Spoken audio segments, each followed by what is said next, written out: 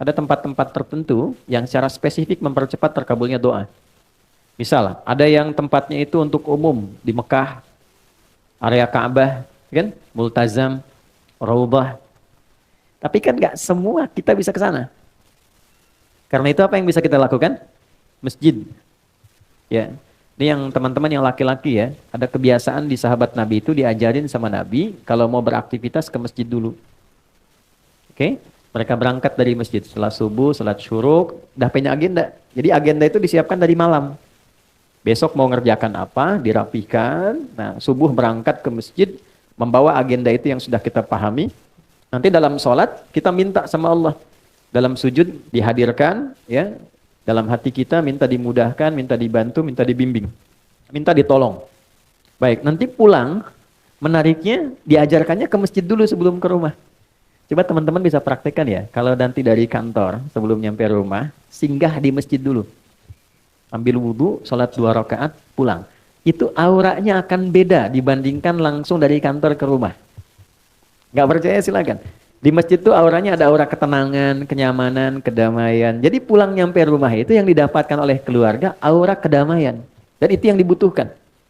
Dibandingkan dengan macet di jalan, di kantor banyak persoalan, ketika ke rumah melihat anak yang sudah nunggu seakan jadi beban. Jadi masalah. Ya kan? Pusingnya dibawa ke rumah kan? Beda dengan Anda sholat 2 rakaat, setelah itu berdoa, ya Allah aku sudah berikhtiar seperti apa yang telah Engkau perintahkan, sekarang aku bertawakal hasilnya dari apa yang telah Engkau janjikan. Pulang ke rumah, ketemu anak, semuanya senang. Dia menunggu, ada yang bikin gambar, ada yang macam-macam. Dan ingat ya, Anda sehebat apapun di kantor, yang dibutuhkan oleh anak dan istri di rumah adalah sosok ayah dan suami. Bukan seorang direktur, bukan seorang manajer, atau seorang ahli apapun. Saya jadi ustadz, jadi kiai, sampai hari ini, alim misalnya disebut oleh orang syekh di luar, sampai ke rumah, nggak pernah anak saya menyebut dengan nama itu. Assalamualaikum kiai, nggak ada. Ini bikin ayahnya kok. Ya, ini bikin ayahnya. Assalamualaikum ustadz, nggak ada. Tunggu sampai malam pun, buya, main kuda yuk. Ya, masih main petak umpet, main kuda-kudaan, dan mereka menggambar, kadang bikin karya berjam-jam, cuman pengen dilihatkan pada ayahnya. Lantas siapa Anda yang kemudian direktur di perusahaan? Nyampe ke rumah pengen jadi direktur juga.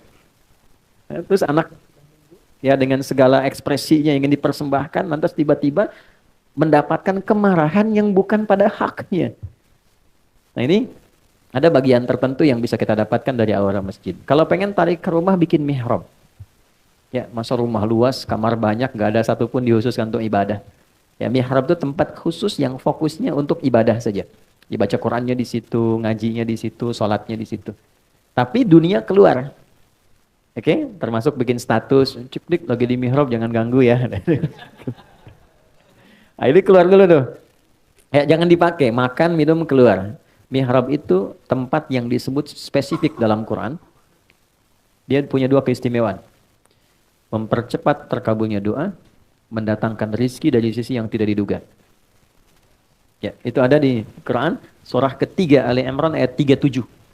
Ya, fataqabbalaha rabbuha biqabulin hasanin wa ambataha nabatan hasana wa kaffalaha Zakaria. Poinnya, kullama dakhala 'alaiha Zakaria al-mihrab wajada 'indaha rizqa.